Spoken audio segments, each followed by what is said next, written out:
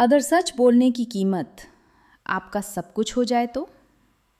राज्य, परिवार, यहाँ तक कि अपने बेटे की जान भी, क्या आप तब भी सच का साथ देंगे?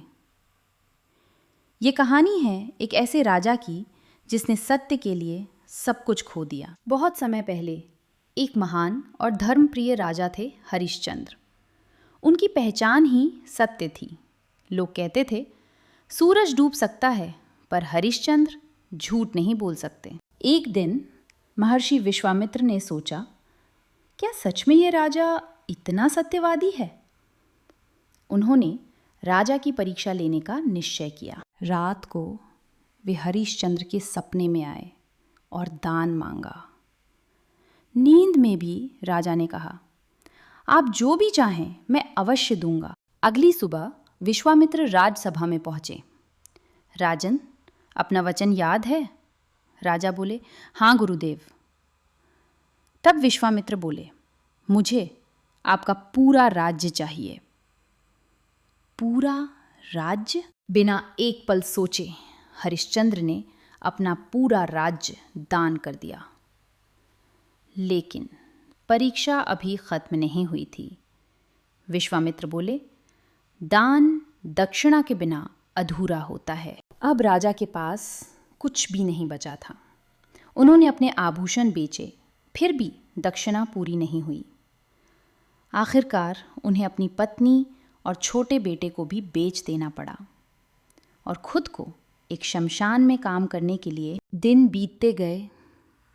एक रात एक स्त्री शमशान में आई, अपनी बाहों में अपने मृत बच्चे को लेकर। वो स्त्री उनकी पत्नी थी और वो बच्चा उनका अपना बेटा। सांप के डसने से उसकी मृत्यु हो चुकी थी। दिल टूट चुका था। लेकिन हरिश्चंद्र ने कहा, श्मशान का नियम है, बिना शुल्क के अंतिम संस्कार नहीं होगा। पत्नी रोते हुए बोली, मेरे पास कुछ भी नहीं है। एक पिता अपने ही बेटे का अंतिम संस्कार करने से पहले शुल्क मांग रहा था, लेकिन वह अपने सत्य से नहीं डिगे।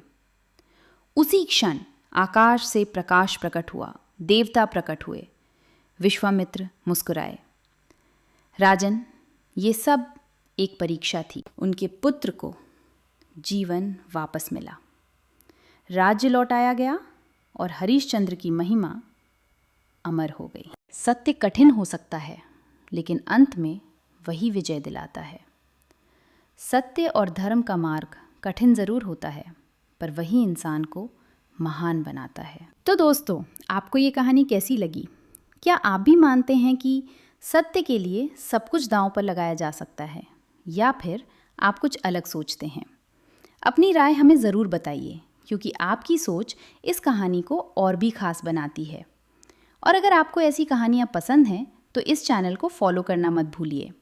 फिर मिलेंगे एक और गहरी और प्रेरणादायक कहानी के साथ।